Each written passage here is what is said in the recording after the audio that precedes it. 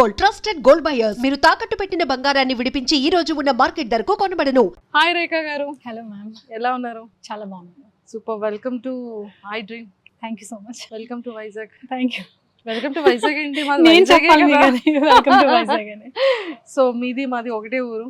Final గా ఇలా unexpected గా కలిసాం. అవును. సూపర్. సో బ్యాక్గ్రౌండ్ ఏంటి? Family background?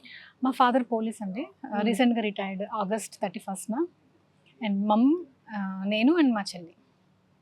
So 4 members. Cute family. Cute family. అంతా వైజాగే. అంత వైజాగ్. డాడీ అంతా డిపార్ట్మెంట్ అంతా వైజాగ్. అంతా వైజాగ్. ట్రాన్స్ఫర్స్ ఏం లేవు. లేవు. అసలు ఎంత హ్యాపీయెస్ట్ థింగ్ అనేది. చాలా మంచిగా ఎలాంటి ట్రాన్స్ఫర్స్ లేకుండా. అవును, అంటే ఫాదర్ కూడా మా ఎడ్యుకేషన్ గురించి కొంచెం ట్రాన్స్ఫర్స్ వచ్చినా కూడా కొంచెం మేనేజ్ చేసుకున్నారు ఫస్ట్ నుంచి. చేసుకునేవాళ్ళు. అందులో ఇద్దరు ఆడపిల్లలు. ఇద్దరు ఆడపిల్లలు. So Born education and everything Vizag. అంటే నేను పుట్టింది ఈస్ట్ గోదావరి, బట్ స్కూలింగ్ పెరగడం అంతా కూడా వైజాగ్. వైజాగ్ లో సెటిల్డ్ కూడా వైజాగ్. సో మ్యారేజ్ కాబోయే అబ్బాయిది కూడా వైజాగేనా? ఇంకా అదేం తెలియదు. అదేం తెలియదు అండి. ఇంకా అదేం తెలియదు. ఓకే. బిజినెస్ కూడా వైజాగ్ లోనే స్టార్ట్ చేశారు. అవును కదా. సో యాక్చువల్ గా పోలీస్ బ్యాక్గ్రౌండ్ ఉన్న ఏ డాటర్ అయినా నా కూతుర్ని ఐఏఎస్ చేయాలో, ఐపీఎస్ చేయాలో, లేకపోతే ఏ డిపార్ట్మెంట్ లోనో చేయాలని ఆలోచిస్తూ ఉంటారు. కానీ మిమ్మల్ని డాడీ ఇండస్ట్రీకి ఎలా పంపించారు, ఎలా ఒప్పించుకున్నారు మీరు? అంటే చిన్నప్పటి నుంచి చాలా ఇష్టం ఉండేది నాకు సినిమా ఫీల్డ్. ఇంటర్మీడియట్ అనుకుంటా నేను. అప్పుడు మా ఫాదర్కి చెప్పాను, ఇలా నాకు యాక్టింగ్ ఇంట్రెస్ట్ ఉంది అంటే ఫస్ట్ ఏదో ఒక డిగ్రీ తెచ్చుకో, దాని తర్వాత టైం ఇస్తానని చెప్పారు. సో నేను బ్యాచులర్ ఆఫ్ ఇంజనీరింగ్ సివిల్ అనమాట. యాక్చువల్గా నాకు కంప్లీట్ చేస్తూనే అండ్ సాటర్డే అండ్ సండే టైమ్స్లో కొంచెం బంక్స్ కొట్టి షూటింగ్స్కి షార్ట్ ఫిలిమ్స్ అలా చేస్తూ ఉండేది అనమాట. ఓకే. సో మీ ఫస్ట్ షార్ట్ ఫిలిం ఏంటి వైజాగ్లో? నా ఫస్ట్ షార్ట్ ఫిల్మ్ వచ్చేసి love in Vizag. Shanmukh Jaswanth hero. Shanmukh Jaswanth గారితో ఫస్ట్ షార్ట్ లీడ్ గా చేశారు. తన హీరో అండ్ నేను actor. Love in Vizag. Love in Vizag. So అప్పటికి తన స్టేజ్ ఎలా ఉండేది? అంటే లైక్ ఇప్పుడు ఉన్నంత ఫేమ్ ఉండేదా? లేదు, షణ్ముఖ్ జశ్వంత్ అప్పుడు లేదు, నార్మల్ గానే ఉన్నారు. అప్పుడు తను ఏదో ఒక సిరీస్ ఏదో చేసినట్టు గుర్తు నాకు యూట్యూబ్ లో. అది ఒక ఫన్నీ సిరీస్ అనమాట. సో దాంట్లో ఫేమస్, బట్ నాతో పోల్చుకుంటే Shanmukh Jaswanth is the famous person అప్పట్లో. సో ఇప్పటికి టచ్ లో ఉన్నారా మీతో షణ్ముఖ్? లేదు, షణ్ముఖ్ జశ్వంత్ టచ్ అంటే నేను కూడా ఎప్పుడు టెక్స్ట్ చేయలేదు. అక్కడ లవ్ ఇన్ వైజాగ్ తో మొదలైంది షార్ట్ ఫిలిం. అంటే ఏ ఇయర్ అండి ఇది? 2015 లో. ఓకే. ఆ తర్వాత డర్టీ పిక్చర్ అని ఒక షార్ట్ ఫిల్మ్ చేశాను. మళ్ళీ అందులో కూడా షణ్ముఖ్ జశ్వంత్ గెస్ట్ రోల్ చేశారు. మళ్ళీ డర్టీ పిక్చర్ ఇది వైజాగ్ ప్రొడక్షన్. అచ్చా. దాని తర్వాత నా ఫస్ట్ ఫిలిం 2016 లో రిలీజ్ అయింది, కాలాయ తస్మై నమః అని. ఎగ్జాక్ట్ గా పవన్ కళ్యాణ్ గారి బర్త్డే రోజు రిలీజ్ చేశాను, September 2nd. ఏంటి పవన్ కళ్యాణ్ బర్త్డే గారు అంటే? ఐ థింక్ పవన్ కళ్యాణ్ గారి ఫ్యాన్. సో పవన్ కళ్యాణ్ గారు అంటే చాలా ఇష్టం. ఎందుకు ఇష్టం పవన్ కళ్యాణ్ గారు అంటే? చాలా మ్యాన్లీగా అనిపిస్తారు నాకు ఫస్ట్ థింగ్. అండ్ నాకు పవన్ కళ్యాణ్ గారు అండ్ ప్రభాస్ గారు అంటే చాలా ఇష్టం. ఫస్ట్ డే ఫిలిం రిలీజ్ చేసే టైంలో వెళ్తూ ఉంటారా? మాక్సిమం ట్రై చేస్తాను నేను, బట్ అవ్వకపోతే సెకండ్ డే లేదు థర్డ్ డే. ఎందుకంటే క్రౌడ్ అంత ఉంటుంది థియేటర్స్లో, అది తట్టుకోవడం చాలా కష్టంగా ఉందన్నమాట. ఓకే. సో తర్వాత బ్యాక్ టు బ్యాక్ ఎన్ని ఫిలిమ్స్ చేశారు? నేను 5 ఫిల్మ్స్ చేస్తున్నాను ఇప్పటికి హీరోయిన్ గా తెలుగులో. 3 ఫిల్మ్స్ వచ్చేసి హోమ్ ప్రొడక్షన్, ఓన్ గా ప్రొడక్షన్. అండ్ 2 ఫిల్మ్స్ వచ్చేసి అవుట్ సైడ్ ఫిల్మ్స్ అనమాట. అందులో నేను చేసింది మాంగళ్యం ఫిలిం అనేది నాకు బాగా పేరు వచ్చింది. ఇప్పటికీ అందరూ నన్ను శ్రీదేవి అని పిలుస్తుంటారు.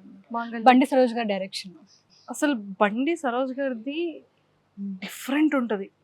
అతని యాటిట్యూడ్, అతని బిహేవియరు అండ్ టేకింగ్ స్టోరీ అంతా కూడా డిఫరెంట్గా ఉంటుంది కదా. అందులో శ్రీదేవి క్యారెక్టర్ ఎలా డిజైన్ చేశారు, మీకు ఎలా నరేట్ చేశారు? యాక్చువల్గా ఈ కన్వర్జేషన్ స్టార్ట్ అవడమే చాలా డిఫరెంట్గా స్టార్ట్ అయింది. ఆ టైంలో 2021లో అనుకుంటా నేను సామి సామి కవర్ సాంగ్ నేను చేశాను.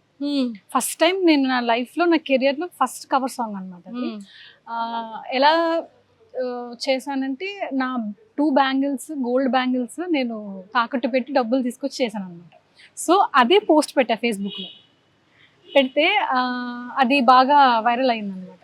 సో ఇంత ప్యాషన్ ఉంది నీకు అని చెప్పేసి చాలామంది నన్ను బాగా అప్రిషియేట్ చేశారు.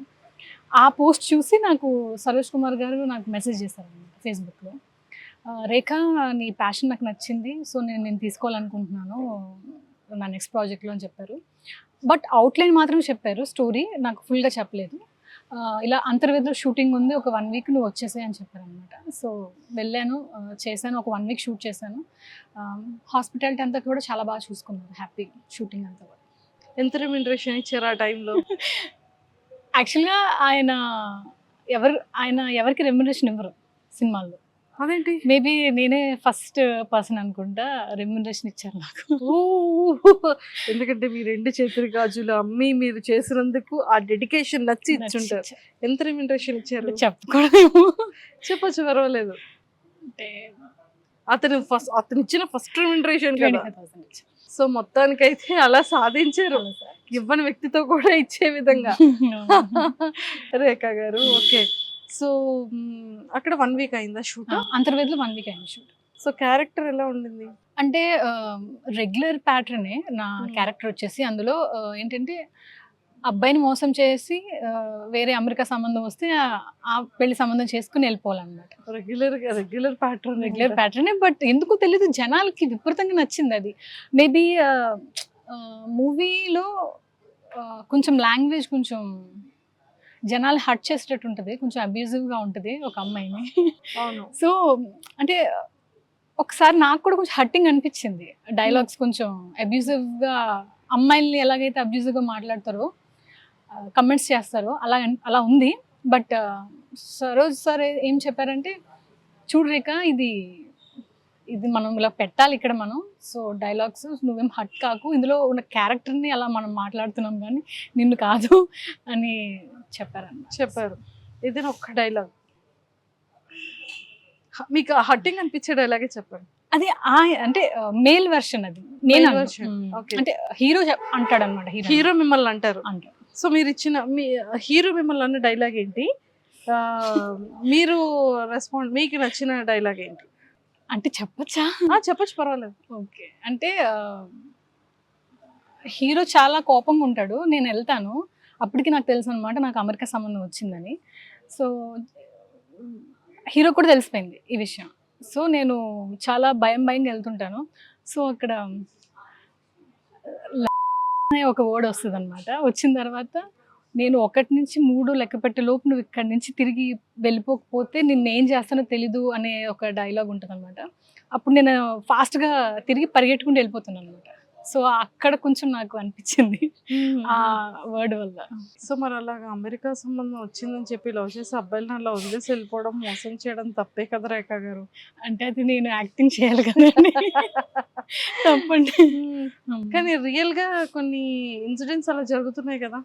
రియల్ గా చాలా జరుగుతున్నాయి, టు బి ఫ్రాంక్. పెళ్ళి అయిన తర్వాత కూడా జరుగుతున్నాయి. ఇప్పుడు పెళ్ళి అయిన తర్వాత కూడా జరుగుతున్నాయి. మీరు అడిగారు ఈ సీన్ ఎందుకు మీరు పెట్టారు? లేదు, అసలు నేను ఎప్పుడు ఏ డైరెక్టర్ కూడా క్వశ్చన్స్ చేయలేదండి. ఫస్ట్ వాళ్ళు స్టోరీ చెప్పినప్పుడు ఓకే నాకు యాక్టింగ్కి స్కోప్ ఉందా, లేకపోతే ఓన్లీ పాటలకి, లేకపోతే ఓన్లీ గ్లామర్కి యూస్ చేస్తున్నారా అనేది ఒక్కటి చూసుకుంటాను. ఓకే నాకు యాక్టింగ్ స్కోప్ ఉంది, నేను యాక్ట్రెస్గా నేను నిరూపించుకోగలను అనే థాట్లో నేను సెలెక్ట్ చేసుకుంటుంటాను. సూపర్.